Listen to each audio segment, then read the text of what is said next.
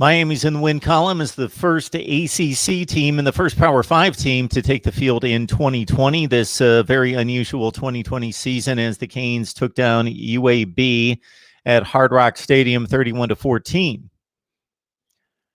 MarkRogersTV, the voice of college football, breaking down the game that I could keep track of, but I wasn't able to watch it play after play after play after play and to analyze it. So I was able to keep track of it, watch most of the plays, but not able to really analyze the game. So we're going to go through it here and check out the Canes win over UAB. They went down 7-0, came back.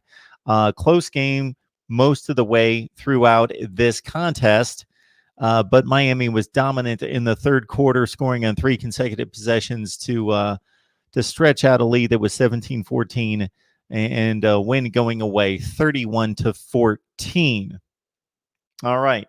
So let's look at the recap first. And of course, I'll take your comments and phone calls as well if you'd like to call in. Cam Harris ran for 134 yards in the game, scored twice.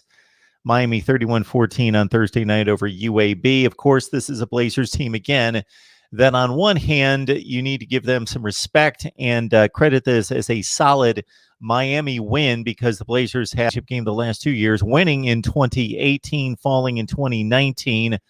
On the other hand, keep in mind that as we talked about and reviewed the other night, UAB in playing, I won't even say great or elite teams around college football, but very good teams, the likes of Texas A&M, Mississippi State, and Florida, since they've come back to playing football after being out in 2015 and 16, have not necessarily fared well.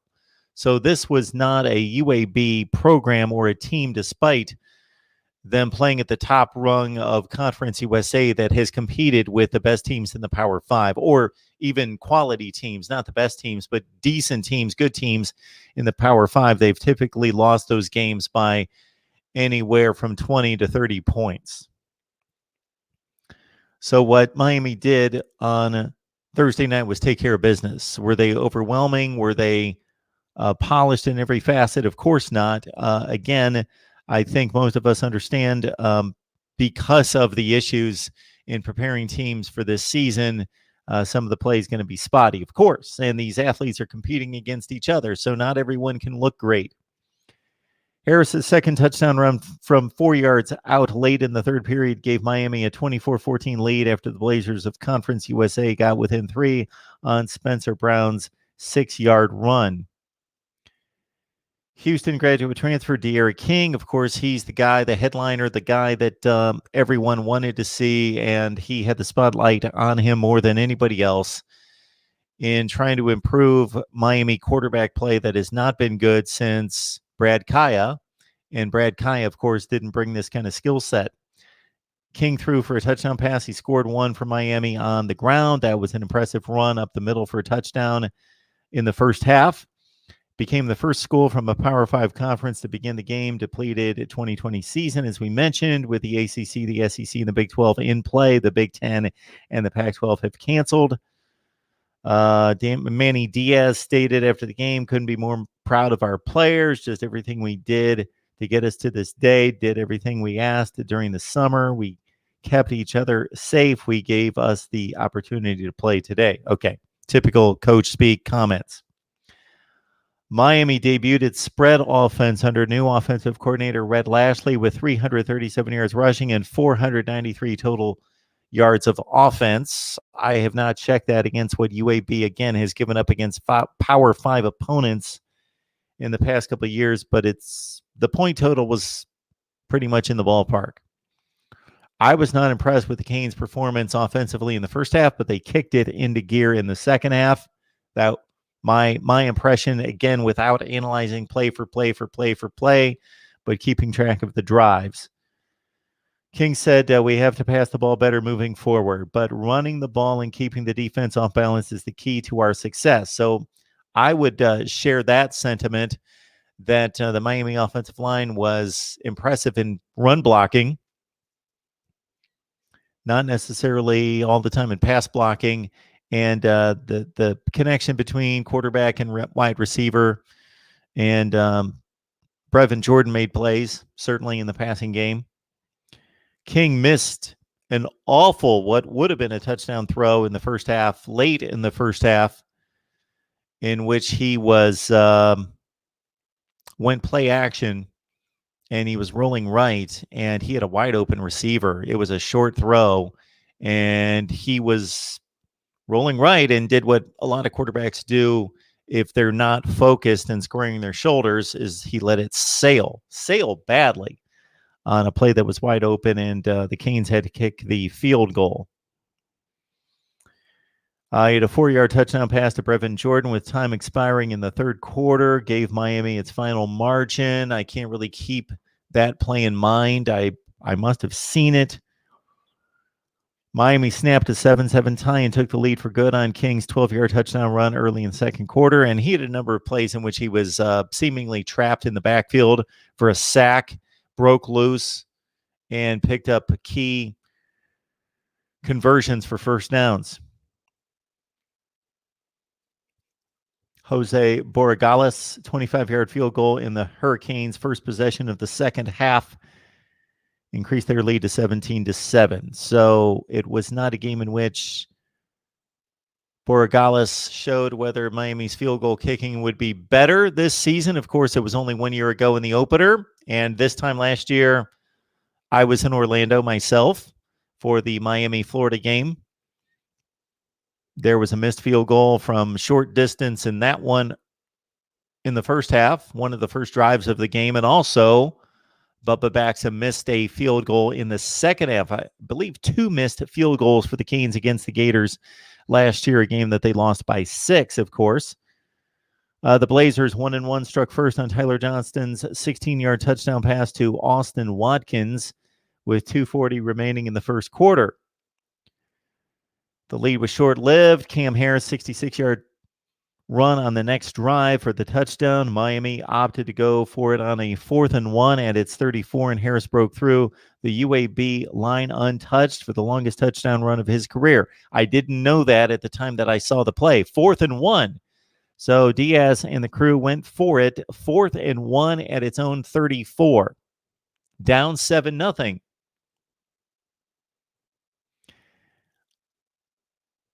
This makes no sense now to those of you who only look at the conclusion, only look at the result, but I don't necessarily agree with that play, that call. Not the play call, but the call to go for it. Down 7-0, 2 minutes left in the first quarter at your own 34. 4th-and-1. I would have to see how long the 1 was. Harris says, shout out to the O-line. I had to be patient. I saw the crease. I hit it and was gone. Despite getting the go-ahead to play this season, Miami will be without highly regarded defensive end Greg Russo, projected as a high NFL draft choice next spring. Russo opted to sit out. UAB coach Bill Clark told a Birmingham radio station that a few of his reserves tested positive for coronavirus and did not make the trip to South Florida. I just left the locker room with a bunch of guys that are dejected, but we talked about not getting our heads down, Clark said. I was really proud of the effort. You know, we are not into moral victories. We came to win the game. Thursday's attendance was 8,153, 8,153 at Hard Rock Stadium. I was going to say, I kept hearing during the game broadcast that they were allowing 13,000 at the game, so it fell short of the 20% cap allowed at the 65,000-seat venue in compliance with coronavirus social distancing guidelines. Spectators were scattered throughout the stadium's lower and upper decks. Once the game started, you're so wrapped up in the game, Diaz said. The environment was a little different. This is the first major sporting event in Dade County since mid-March. We're happy to have fans that we had. Comments from all of you. Let's see what we've got for our special 3 a.m. edition. Mr. HD, we'll be fine, Mark. Lashley didn't open up the whole playbook just yet. Yes, Mr. HD, I would say 337 rushing yards. That's impressive against anyone. And again, for UAB, we're talking about an opponent that I would expect to land around 70 to 75. If everybody was playing and we had all 130 teams in the FBS, they're in the 70 to 75 range. They're in the 70 to 75 range, something like that in college football. And let's see. So we've got 38 teams in the Power 5. We've got Notre Dame included, 39. We have the Group of 5 included. We probably have about minus MAC Mountain West. That is, 28 teams? Big 10 makes 42. Pac-12 makes 54. We're down to about 75 teams. About half the teams aren't playing. We're down to about 75 teams. And so I would say UAB is probably in the 55 to 60 range of the teams that are playing, and in college football, about 75th. Most likely in that range. So that's who Miami beat. And I'm saying that very objectively, not to criticize the win, and not also to pump up and hype the win. I think Miami did what they should have been expected to do against this team, and that is be clearly the better team. But they weren't dominant. They didn't just blast them, blow them out. It wasn't 35 to nothing at half. It was a pretty close game. It was competitive until late third quarter, early fourth quarter. But Miami was clearly the better team and dominated statistically over a quality opponent, quality Group of 5 opponent, not at the high end of the Group of 5, but a good team. A capable team that, again, over the last few years has typically had this type of effort against a Power 5 team. They have not come close to beating a Texas A&M, Mississippi State, or Florida, the teams that they played recently. All right, also missing Hurricanes in this game, in addition to Russo, of course, backup offensive lineman Kai Leone, Herbert, and Zalante Hillary have opted to sit out the season. Backup quarterback Tate Martell was suspended for the opener because of a violation of team rules. Tate Martell, who's not going to play anyway. Can't stay clean, I guess. UAB's got South Alabama next on the road. Keep in mind, South Alabama upset Southern Miss 32-21 in their opener as a 2-touchdown underdog. And now this is going to be interesting. Miami will have 2 extra days to prepare for Louisville on the road September 19th. Miami posted its best offensive game of the season last year in defeating Louisville 52-27. The Cardinals coming in at 8-5. They've got a date against a pretty good Western Kentucky team that I believe finished at 9-4 last year. So Louisville cannot look past Western Kentucky coming up on Saturday, and they will have 2 less days to prepare for Miami. Canes at the Cardinals. Interesting matchup. Can't wait for that one. Miami at Louisville, September 19th, next Saturday. All right. Alex Smith, yes, we'll be okay. It's just the first game, and everyone was thinking too much, but we'll be fine. Yes, Hurricane Kilo, it is the voice of college football. Thank you so much for joining. 22 on the line at this rare hour, but this is what we're forced to do tonight because of my work situation. Number 1 ND fan. Did you all see the Chiefs fans boo the stuff before the game? Crazy. I saw something about that. I'm not going to comment because I don't know the circumstances necessarily across the board. Canesbot, I feel like things could have been better, but they changed up something on us, but we will be good. Number 1 ND fan has Miami going 6-5. Please check out my video that was posted earlier today, or maybe yesterday, whenever, Tuesday or Wednesday. I posted my video going through every Miami game, and I designated wins and losses. Please check it out. Please like this video. Canespot, hope all is well, Mark. Everyone hit that like button. Canespot right with me. In sync. Thank you so much. Please hit the like button. Even if you don't agree with my analysis, If you enjoy what we do here at Mark Rogers TV, the voice of college football, which is bring you college football content, discussion, debate, and analysis every day, please hit the like button. Also, share these videos on social media. Keep in mind that while all of you know that we're going to be here every day to talk college football, that millions of college football fans out there have no idea we exist, have no idea that the voice of college football is here to talk college football every day, call-in shows, analysis, the greatest live chat in college football right here. So please let folks know on social media.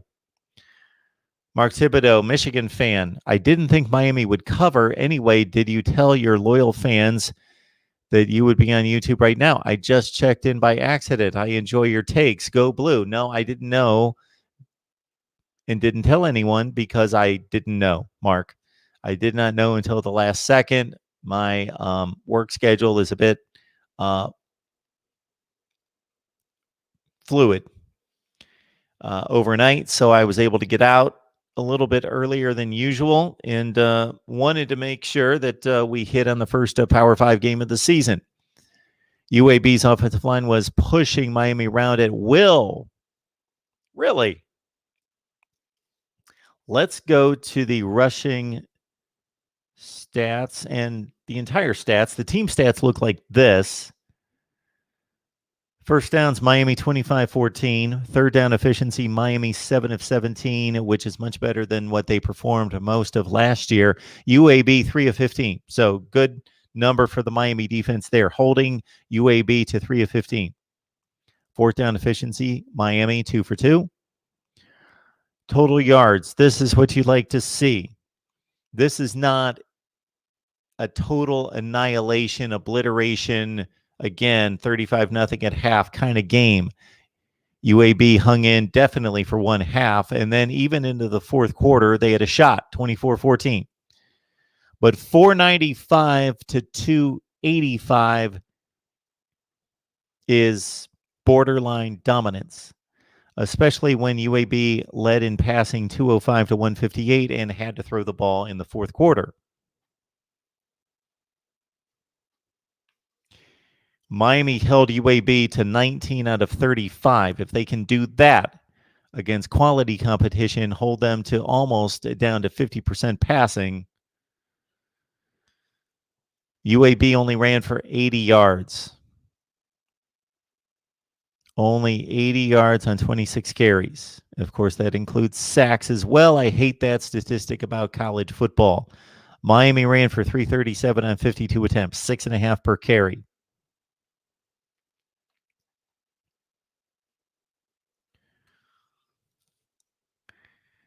De'Ara King, 16 of 24 for 144 passing. 1 touchdown, no picks. He ran for 83 on 12 attempts, 1 touchdown. N'Kosi Perry came in for garbage time. UAB made one call that drove me nuts. No, they weren't going to win the game, but with 4.5 minutes left in the game, down 31-14. They're at the Miami, they're around midfield. They're about the 50-yard line. 4th and 4. I don't care if it was 4th and 44, but 4th and 4, down 17, 4.5 minutes left. UAB punted. That is a loser's mentality. You just threw the white flag. You gave up. We're punting on 4th and 4 at midfield with 4.5 minutes left in the game, down 17. Who knows? You throw a slant, maybe the kid's off to the races, and you've just cut the lead to 10 with 4:15 left in the game. Or you get the first down, and within 3 plays, you score. You've got another 35 to 40 yards to go. That's it. You're not at your own 1-yard line. And even then, I still go for it. If I've got a chance to win the game, I go for it. I don't care if I lose by 24 instead of 17. That's a loser's mentality. The UAB coach, Coach Clark, does a fine job, has resurrected this program. very respected in the sport, but that is a loser's call. You don't do that. I just can't even fathom. There is no defense for that. None. The defense some people will make, as did State of the U when I tweeted this, that they weren't going to win anyway. I understand they weren't going to win anyway. Most likely. Don't tell me that there haven't been teams that have come back from 17 down with 4.5 minutes left. Is it rare? Of course it's rare, but you don't punt on 4th and 4 with the ball at midfield down 17-7 or down by 17 with 4.5 minutes left. That's just inexcusable. You were telling your team, we are losers. We are not going to give this a go. It's pathetic. I can't even get past pathetic. Pathetic, a complete loser's mentality. I wish I could explain it even more descriptively than that. I don't have the words to explain how much that bothers me. What is the defense for doing that? You're afraid to lose 38-14. Really? If you're at your own 1 yard line, if it's 4th and 50 at your own 1, except for the argument that you may have a better chance of punting and getting a fumble than making 4th and 50. I'm being ridiculous with 4th and 50. But 4th and 4? If it's 4th and 14, I'm still going for it because I play to win. Sorry, Herm Edwards, to steal your words. I hate to be cliched because people love that. They love to quote Allen Iverson and Herm Edwards and Jim Mora. But that's why you're out there, to do everything you possibly can, even when the odds are down to 0.1%, to win the game, not to give up and punt. What does punting do? It's awful. James Scott, not thrilled with the overall performance. However, the end result I'll take. Hurricane Kilo, Canes' first game, a new system off season was short. We will be okay. Number 1 ND fan, can somebody explain the offsides call inside the 10 before UAB scores? The announcers tried to explain it. I couldn't tell if it was really an effective move or if the refs messed up. If it's the same play I'm thinking of, I thought for sure, okay, UAB's inside the 10. I believe it's 3rd down. Their right tackle jumped out of his stance. And I thought for sure it was illegal procedure, or a false start, I should say. And they called it on Miami. And even after watching the replay, I did not see Miami jump offsides. I saw nobody, unless they were lined up offsides, and it was just a bad camera angle because they didn't really show the close down the line angle, down the line of scrimmage. They showed the upper deck shot, and I couldn't tell unless Miami was lined up offsides. I didn't see anybody jump, if that's the play you're referring to. I thought that was a bad call, or I missed something there. Mark Thibodeau, I love watching college football games. However, Miami is not going anywhere this year. They may 1 game over 500, which would be 6-5. My prediction is posted. Please check it out. James Scott, moral victory. UAB really only had 1 drive. The first score was deep in Miami's territory after Pope's fumble on a punt. That I did not catch, so I didn't know how that's set up in terms of their first touchdown. Just knew that they scored. Okay. Refs messed it up. It appeared so. Ovo, I'll happily take the win. We'll clean up the rest. Ovo, here's the big welcome. Welcome to Mark Rogers TV, the voice of college football. Would love to know who you root for. Got to be the Canes. Check. How long you've been watching. Want to check that box as well.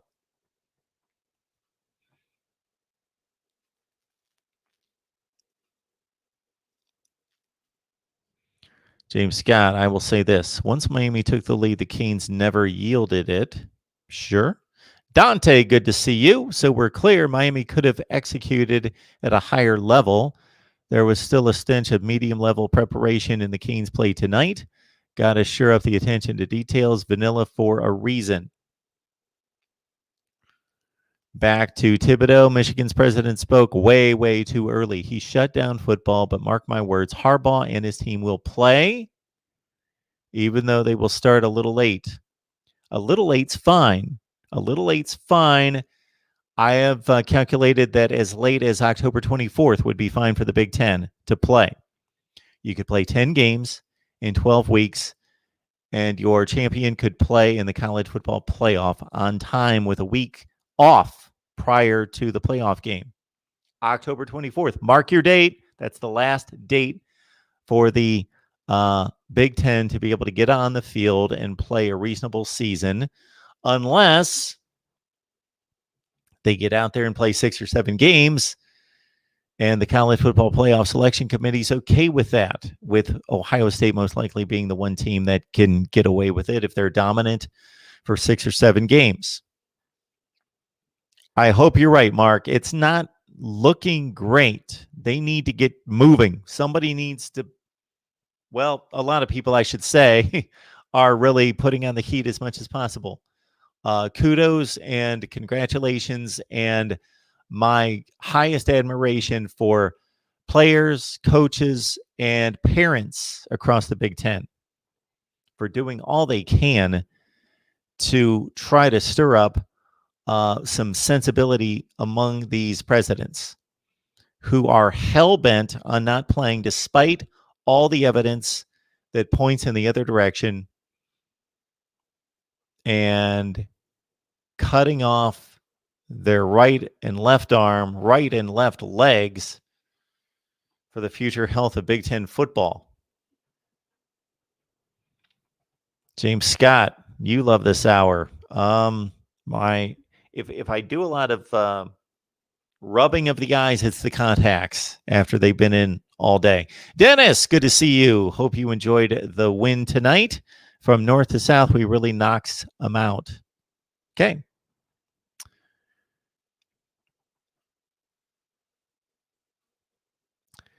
Dante to Mark Thibodeau. Got some bold opinions about Miami. Sit back and watch.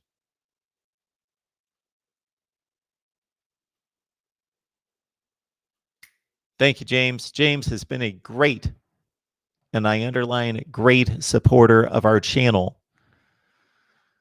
I hope everybody that's watching right now is subscribed as well. That way you get the bell for the notifications and know when we go live. And you just support us.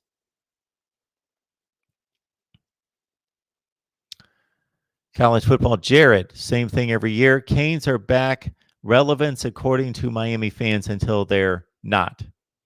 This remains to be seen. Next game, Jared, will be a huge step for Miami. Not that Louisville's an elite team.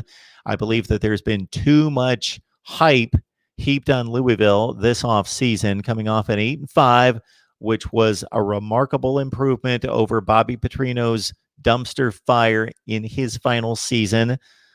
I was the one who sat here and said Scott Satterfield's the third best coach in the ACC at this point last year, and people laughed at me.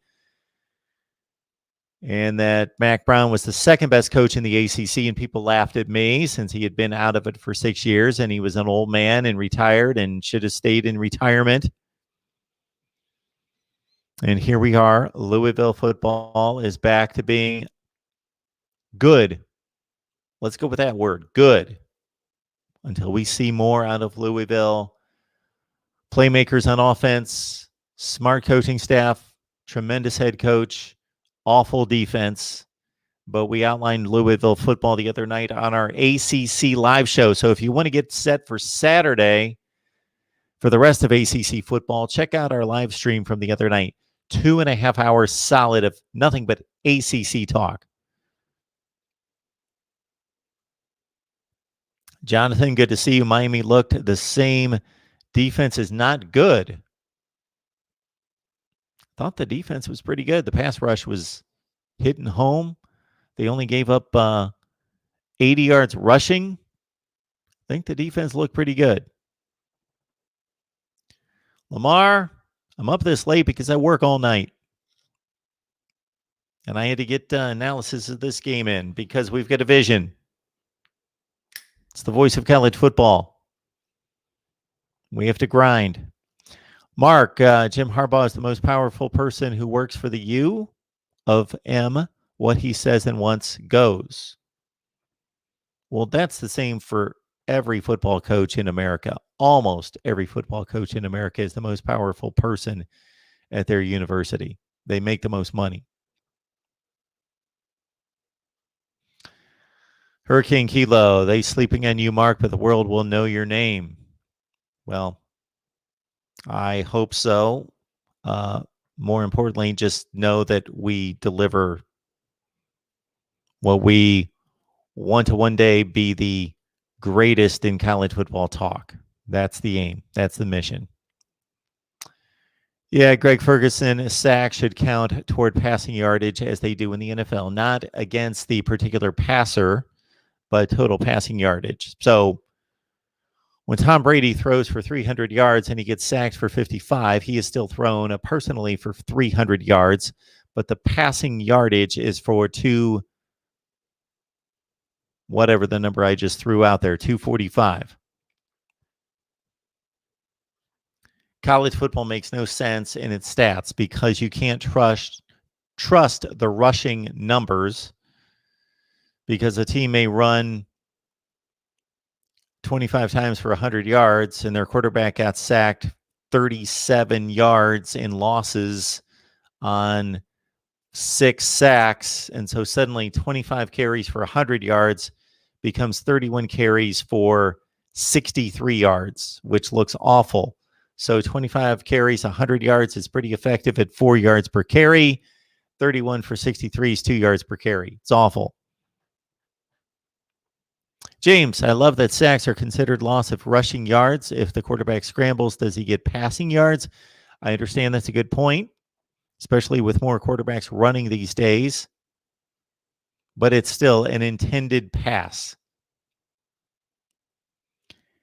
And when we think about a team defending the run, we think of rushing plays and the defense's effectiveness in defending what are attempted rushes.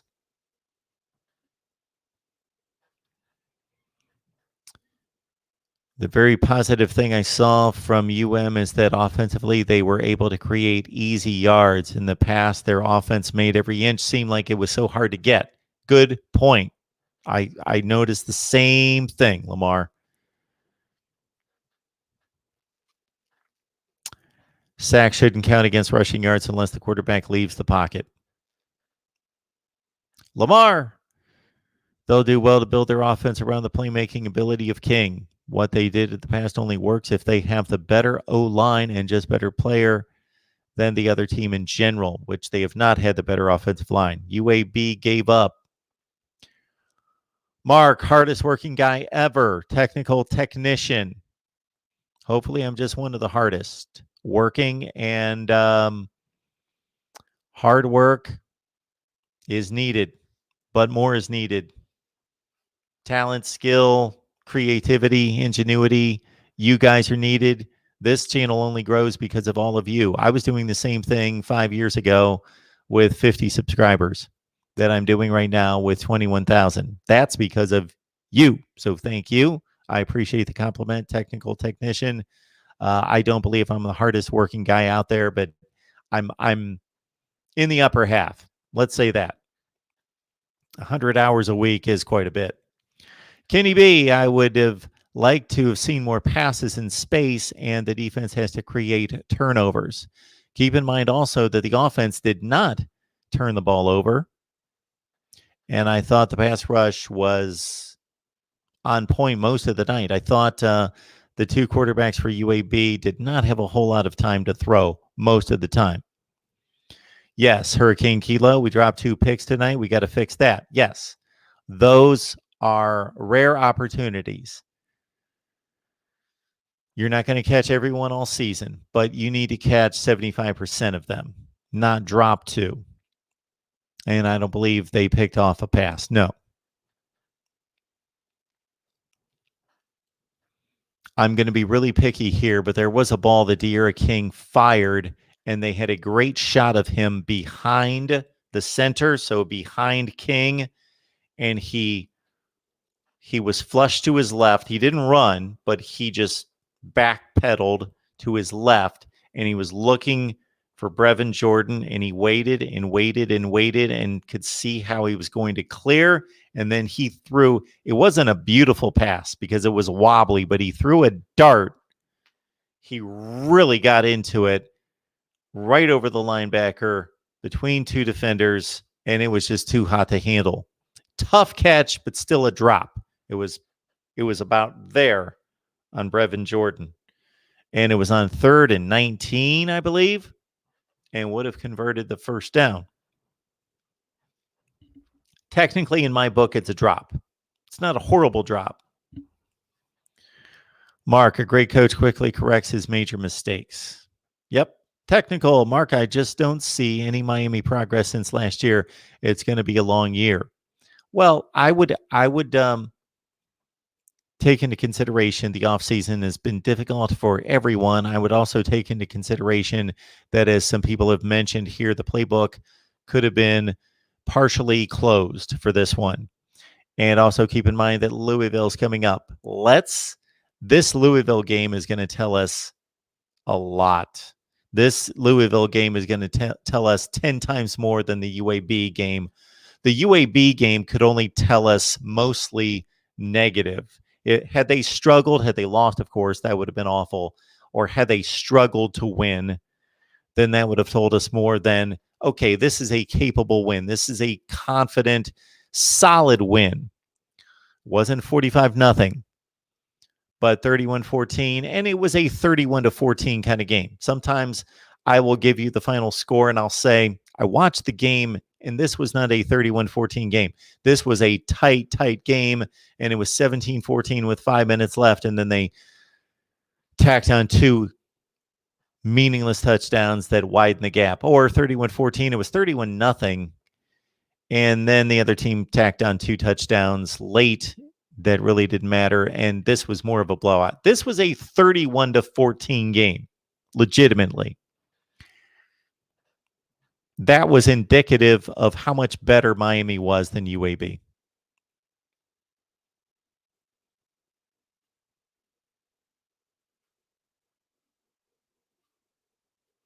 Welcome to the channel. Yes, James, thank you for welcoming everyone.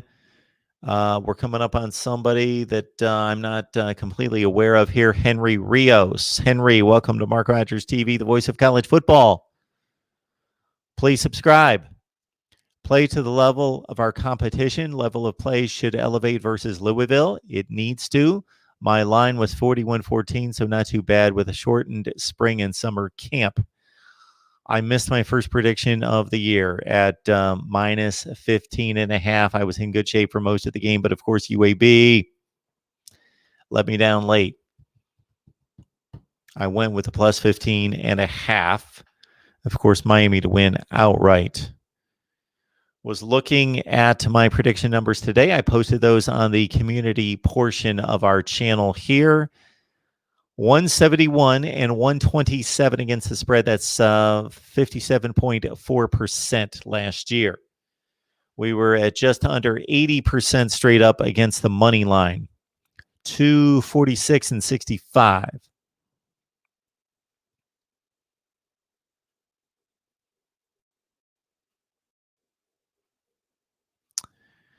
Number 1 Indy fan. Mark, don't narc me out to Indy, but I bought somebody's student ticket and ID to get into our home games. Your secret is safe with me. Number 1 Indy fan. We only have 49 on the line, but hopefully thousands will watch. And then once this is put into the archives and millions will watch in the future, I can't be responsible for that. I didn't expect to be impressive. You look slow and sloppy in the beginning.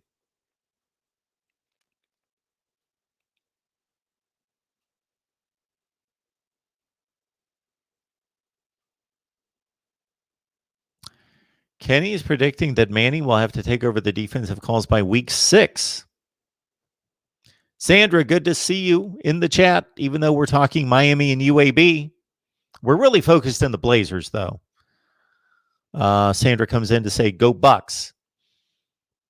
Sandra, just joining us recently. I would love to know, Sandra, how long you've been watching. I see you're an Ohio State fan.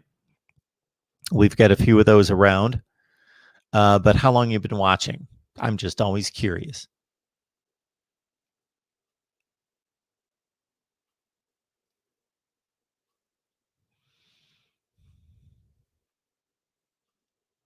Austin Canes, what's up, Mark? Can't sleep, up late. Well, working till 4 o'clock in the morning. So I came home, and of course, we've got college football. So this is what I do. We talk college football. And especially since we've got a large Miami contingent. Had this been anybody in the Power 5, I would be still sitting here bringing you post-game.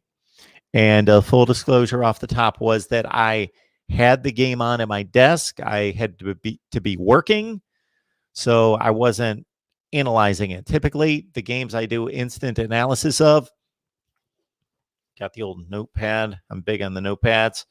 And I'm charting plays and taking notes, and then I deliver my post-game analysis. Was not able to do that, so I don't have great in-depth insight, but I was tracking the game. We hope to have Cam Underwood on from State of the U on Saturday. And again, the contacts are driving me nuts a little bit, so bear with me. Okay.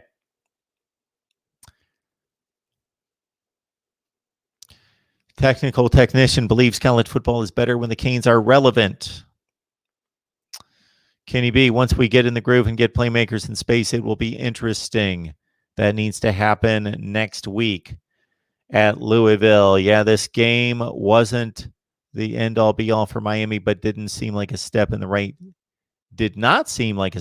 direction. Kenny B, not impressed with the DBs.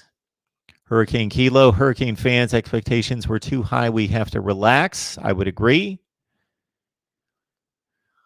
DJ Ivy, barbecue chicken all game.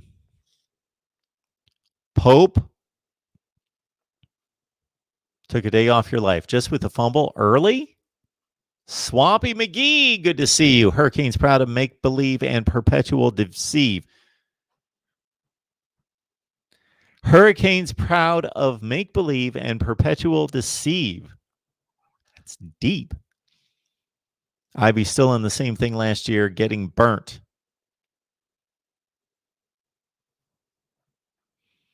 Kenny B, I'm happy we have a playmaker playing quarterback this year. Years of bad quarterback play at the U.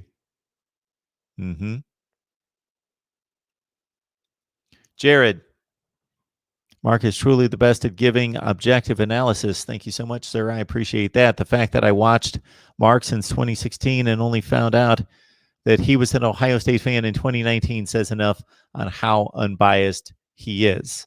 Jared, I appreciate that. That is my aim, my goal. Yes, I bleed scarlet and gray, but I got to admit, the older I get, the less it means to me. This is my pride and joy, us being together here, building our channel. So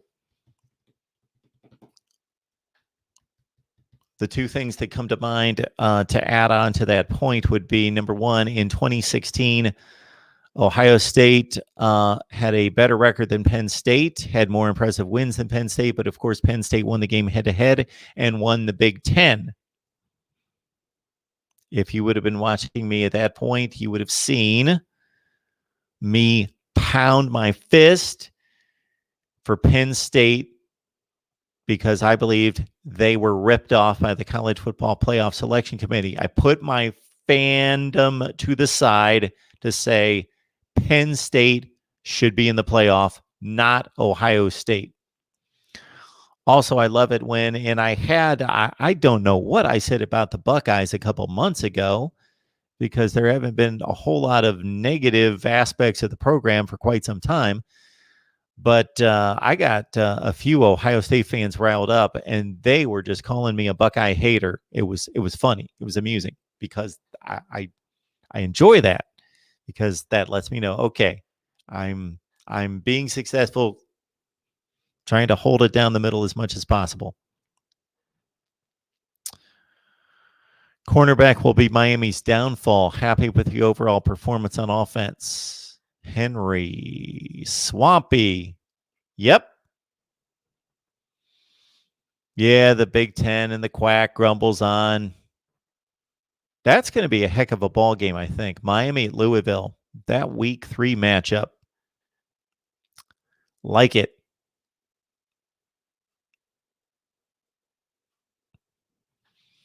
Are the college football players supposed to be Civil War warriors? Austin Canes, any Canes fan that's not excited about tonight, didn't watch our train wreck of a season last season. Austin Canes, tremendous point. I think, especially from college football fans that root for elite programs or once were elite programs, the expectations are just a bit much. The expectations need to be tempered just a bit. These athletics are different than any other vocation because of this. There is somebody on the field busting their tail to make you look bad, busting their tail to prevent you from being successful, unlike any other vocation in life. If I'm a teacher and I'm teaching a class, then my ability to teach and execute the curriculum is not being thwarted by anybody else. You know, maybe I got some unruly kids in the class, but besides that, it's all up to my teaching ability and my communication skills. If I'm a salesman, there aren't people that are actively trying to stop me from selling. You know, as I'm communicating with you right now, there aren't like 8 people in my face going like this and grabbing my mic and pulling it away from me. If you get my point, this is one of the great aspects of athletics is the risk that these athletes take every time they step on the field, the risk of embarrassment. Somebody's got to look bad. We could have the 2 best football teams in the world play, and somebody is going to fail. There is always failure. There is always a risk of failure, and actually there's always a guarantee of failure on the field. Think about that. Think about at your job going in every day and thinking, okay, we've got 10 people working on the floor today, and 5 of them not are going to be unsuccessful, but have to be unsuccessful. That's the only way that this works. Half the people here will be unsuccessful and will fail, even if they're really good at what they do. That's the risk of athletics. That is the risk that those athletes take every time they take the field, is looking bad, being embarrassed, and just failing. A loss is a fail. On every particular play, somebody wins and somebody loses. Somebody looks bad on just about every play. Will Canes ever be disappointed over and over again?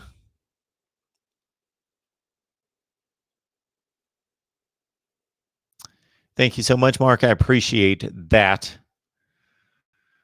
Great show. You're better than the college football pundits on the major channels. I wish you were on a major TV station. I appreciate that, but think of it this way, Mark. If we can build this channel into what it should be, to the point where we can go full time and do it upright with all the bells and whistles and really make the set and the product look good, and I can travel and we can really cover it well. And I've got the entire day, the entire week, not to devote 50 hours somewhere else, but I'm locked in and focused here all the time. Think about this. Since we're not working for anyone else, but this is a establishment right here, our opinion doesn't have to be swayed by a major corporation. Keep that in mind, that our analysis is truth and owned by me, owned by you, your opinion, of course, in the live chat and on the calls, but my opinion owned by me. Anytime you're working for a major corporation and communicate and have analysis, there's some level of control that is lost.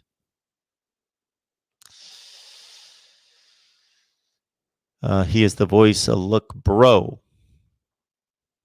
Appreciate that, man. If I caught that right.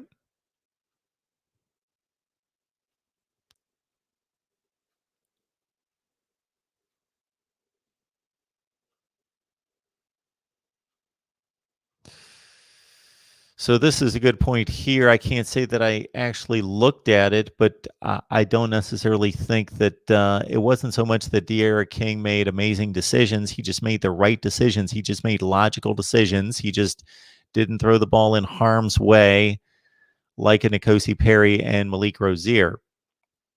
Rozier never impressed me throwing the football.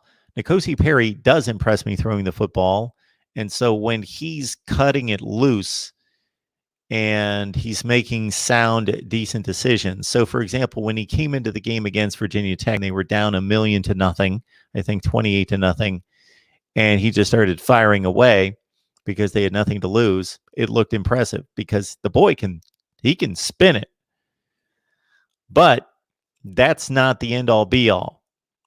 We tend to get caught up on evaluating quarterbacks because they can throw it really far and with a lot of velocity. And yes, that helps. But there are probably only 3 to 5 throws per game out of 30 in which the quarterback separates himself based on his arm strength. Most of it is about decision-making, anticipation, and delivering the ball on time and accurately. Much more important than arm strength. Arm strength, believe me, is important and it helps, but it's down the list. Decision-making. And Miami has failed at the quarterback position there since 2017, 17, 18, and 19 for sure. Shalala and Miami Manny Diaz hot seat always. Okay. Anything else I need to hit here? Football is back. I don't know how well I'm going to sleep tonight because we've got more shows to do tomorrow. So Ohio State live at 1 o'clock Eastern time, LSU live at 2 o'clock Eastern time, a very special edition live stream because we have a benefit that we would like to support. Again, that's at 2 o'clock Eastern time on Friday, followed the Ohio State 1 o'clock show. And depending on my schedule and how things work out with those close and near and dear to me, that yeah, we'll get to that, Jared. Thank you for the comment. So again, 1 o'clock tomorrow, Ohio State live, 2 o'clock LSU live with a special charity to help the victims of Hurricane Laura in mind.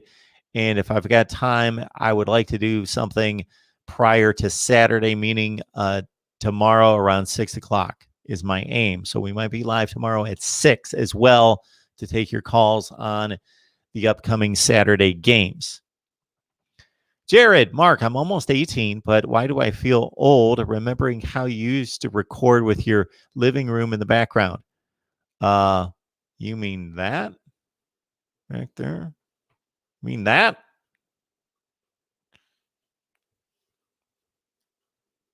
Yes, Jared.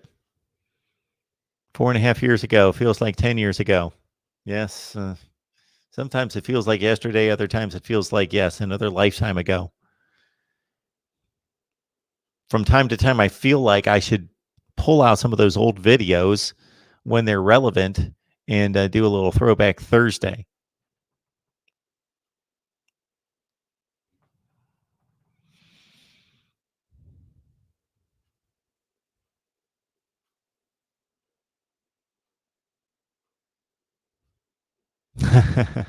So Illinois would have been worth staying up for. James, I believe, regardless of the Power Five game, and I when I say Power Five, I just basically say I'm not dissing the Group of Five. I love Group of Five football. I will take in a Boise State, Utah State on a Friday night. Absolutely, I love it. But I can only cover so much, so I focus, of course, on the Power Five first and foremost.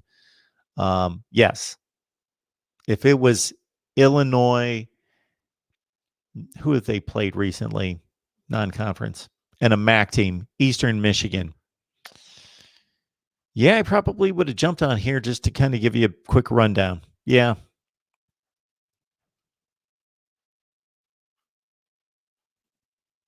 Sandra, been stuck in Vietnam for 6 months, so that's it. Okay. Sandra, hope all is well. Thank you so much.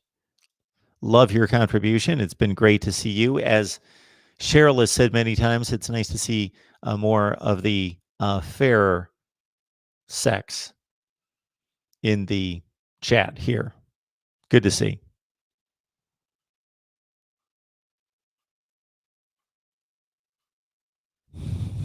I got you, James. Thank the Buckeyes for sending me to you. That would be another interesting thing to know.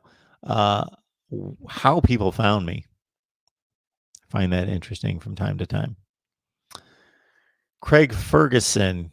Sorry about that. I mixed up a Craig and the late night guy. Is he still on? Craig Ferguson. Funny. I was going to say British. He's not British. He's not Australian. He's something else. He's like Scottish.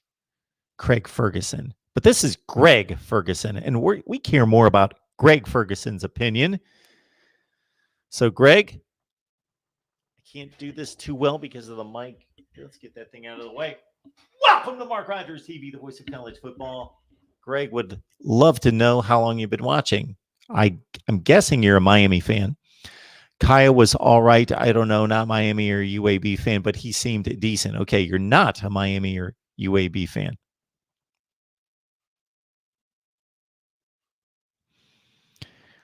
There is so much I would like to do with this channel, and this brings to mind one thing, Swampy McGee. I would love to have fantasy football.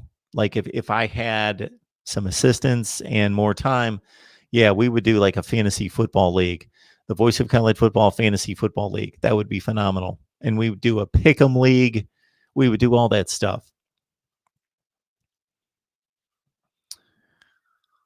Jordan wasn't overly involved in the Miami attack on Thursday, but did haul in a 4-yard scoring pass from quarterback De'Ara King at the end of the first quarter to provide the final margin. Those were the final points in the game. Yes. James, I feel you, Mark. I'll always be a Cane. However, as the years go by, I find myself being more of a fan of the sport itself because I'm too practical to be fanatical. The scene that comes to mind for me was back in 1998. I'm watching Ohio State go down in flames to Michigan State and Nick Saban. And that was especially important because that Ohio State team was most likely the best team in the country. They were the consensus number one team. They finished number 2 that year after winning the Sugar Bowl, but that was their one loss on the season. They blew a 24-9 lead against Michigan State at home in the shoe. They got too conservative, and they lost 28-24. And there went their undefeated season and ultimately a national championship. And seconds after the game, I'm devastated. My little boy, who was all of a year and a half at the time, is just pulling on my pant leg, just wanting to play with me.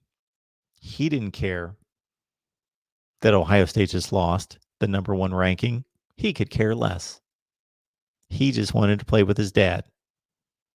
And I thought, that's kind of what it's all about.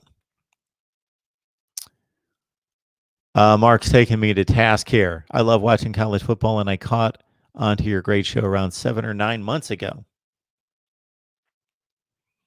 Mark, as I stated the other night, it was fun to see you start to make your comments to me about being the enemy, and I quickly caught on to your humor and reading between the lines that you were just jabbing at me, and it was fun. It still is. And this is what I would like to encourage in the live chat, and we will have moderators when I can get my act together and actually assign them, that as long as people aren't offended and we aren't, let me put it this way, as long as there aren't comments in the live chat bullying people, targeting people because of their gender, because of their sexual preference, because of their religion, because of their politics, I want you guys to lay waste to each other, your fan base, your team, all you want. Have a good time. I've had people complain and whine when their team was being picked on too much and saying, you need to kick this person out because they're picking on my team. And I've looked at it and thought, there's no profanity. They're not hitting any of those hot button issues. They're just making fun of your team. That's why we're here.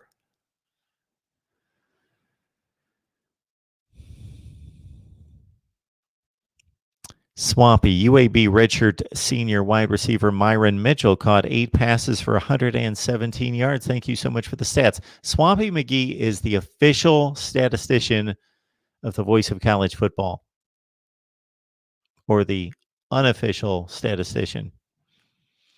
Anything that comes out of my mouth at 4:16 in the morning, I can't be responsible for. More stats. See, there you go. More stats courtesy of Swampy right there. Cam Harris, 134 on the ground, 2 touchdowns. Off to a great start. Let's start the Heisman campaign. Thank you, Greg. Appreciate that. More stats from Swampy. I know it, Mark. I appreciate it. Swampy, sorry, I'm going to skip some of your stats because I want to get to see if there's anything else that I need to get to from anyone who wants to talk any more about Miami UAB. And again, we are going to be here all day tomorrow. So what you're going to see, yes, thank you, Gator Nation 904. Thank you for asking. Everything is great with myself and my family. I talked to my daughter tonight on my way to work, as she is just finishing up her first week in college, not as a freshman, but this would be her senior year in college. Yeah. So again, on Friday, the lineup looks like this. Ohio State live at 1 Eastern time, LSU live at 2, and I probably will be on here later at 6 or 7 o'clock prior to my work schedule at 6 or 7 o'clock to take your calls on the college football weekend and preview week 2.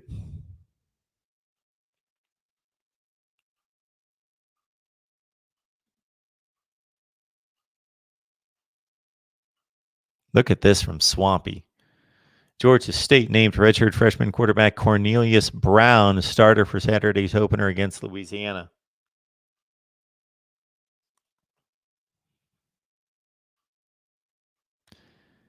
Thank you, Jared. Appreciate it. Thanks for stopping by.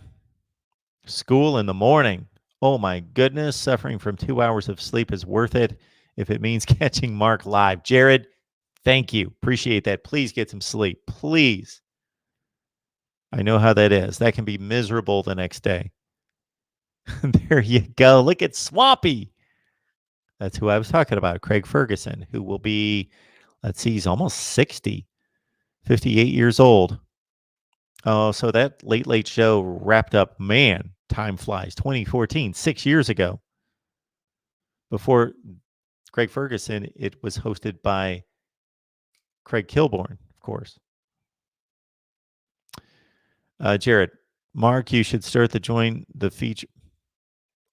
Mark, you should start the join feature for your channel so you could basically have a Patreon, but on YouTube. I'll have to look into that. I don't exactly know what that is. I'm not up on this stuff like I should be. The join feature. Cool. My predictions are available on Patreon. You can join there for $5 a month, a mere $5 a month. So think, how many times do people in this live chat throw me a few bucks? For $5 a month, you get my predictions over there on Patreon. And we also offer exclusive live streams in which we bring you on to talk to me and everybody else that's involved in the live streams.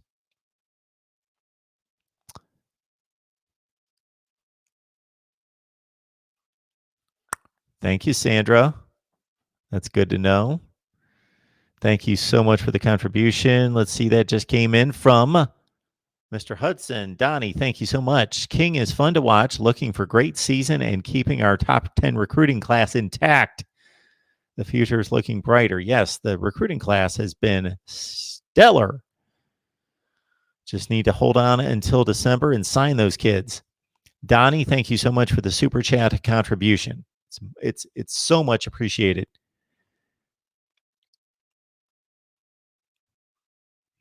Swampy with a little spin there, little rhyme for us tonight. Yes, we'll all get some sleep here soon. I'm going to get some sleep here very soon. Mark Rogers Bear Bryant hat eventually. We will deliver some merch here at some point. We will get on that. I looked around for some. I looked at a few different sites the other day. Mark, that Ohio State game was devastating. Yes, it was pouring out rain, and it was really cold. And yes, I too felt the same way. I luckily had to work that night, and it took my mind off of it. Lisa's another young lady who has joined the live chat just recently, along with Sandra. You may have seen Karen a few times in the live chat as well, and of course Cheryl. Lisa, thank you so much for joining me down memory lane. 1998, Michigan State, Nick Saban on the sideline. Little did we know at that point, as he was losing 4 and 5 games a year for Michigan State, that he would be coaching 6 national championship teams. Baby Shack 569. This is a first as well. Welcome to Mark Rogers TV, the voice of college football. Good to see you. K Brew 25 Canes. Satisfied with the game overall.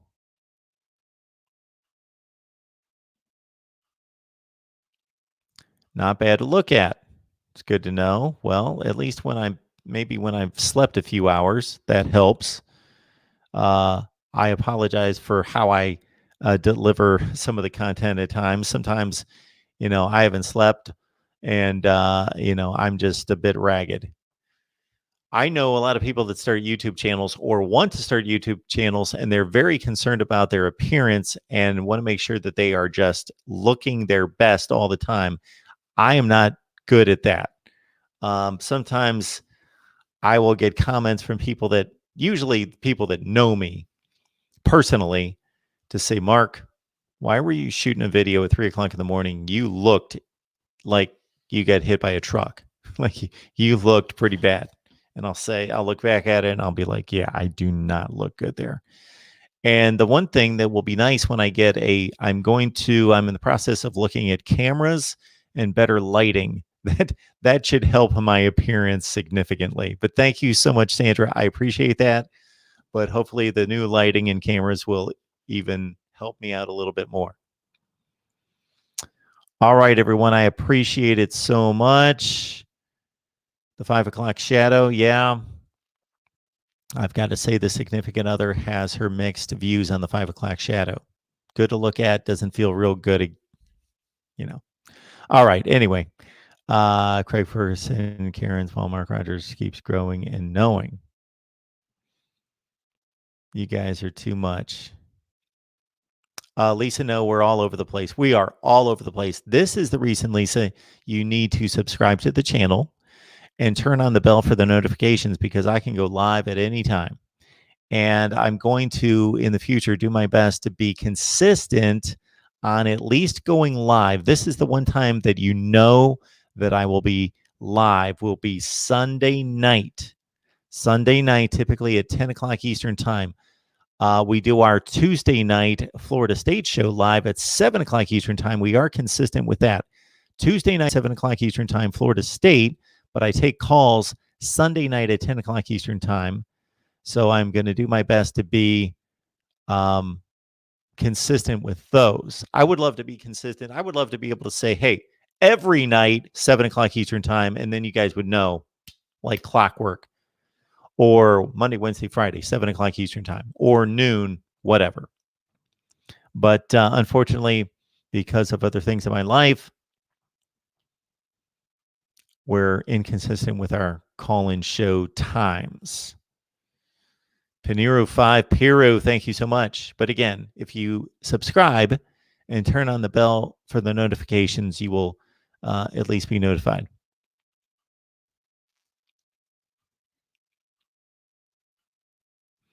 Yes, this would be not one of those kind of Karens, Greg. So, all right. Money coming your way as soon as I get home. You deserve it. Well, Sandra, thank you so much.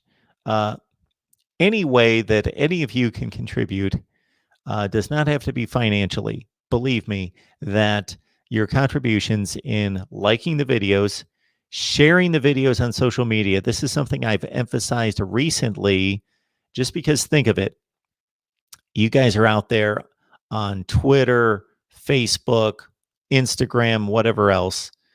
And if you drop those links out there, those people have no idea that my channel exists, no idea that we're here with you all every day, and probably will never find out without you. So you have influence out there that I don't have.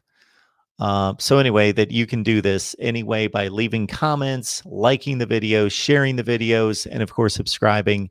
And then anything financial would be phenomenal.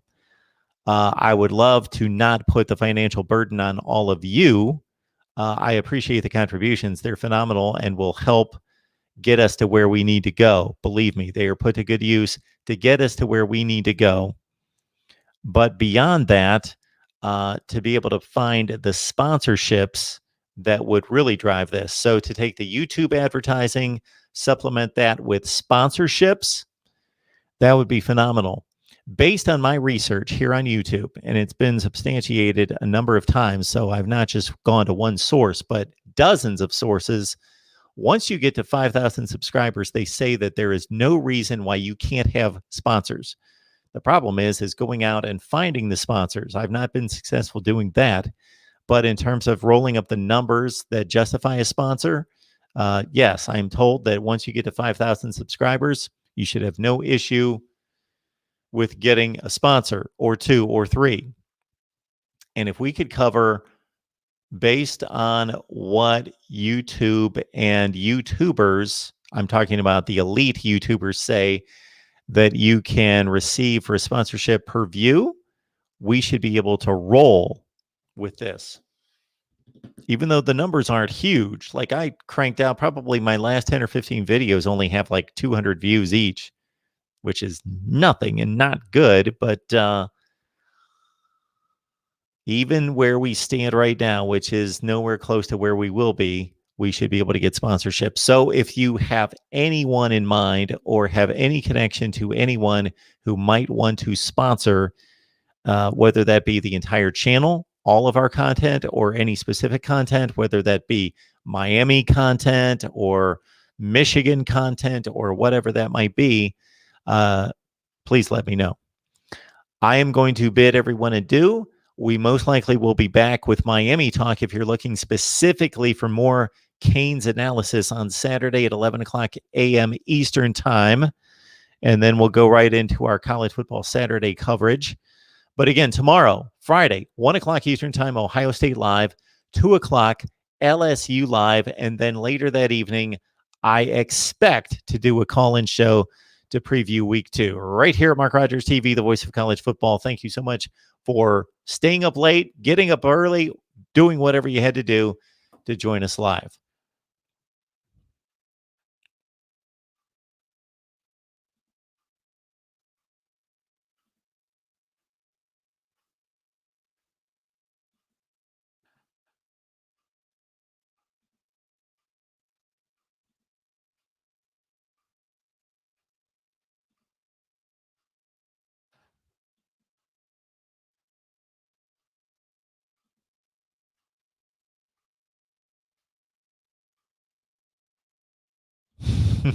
There you go, James.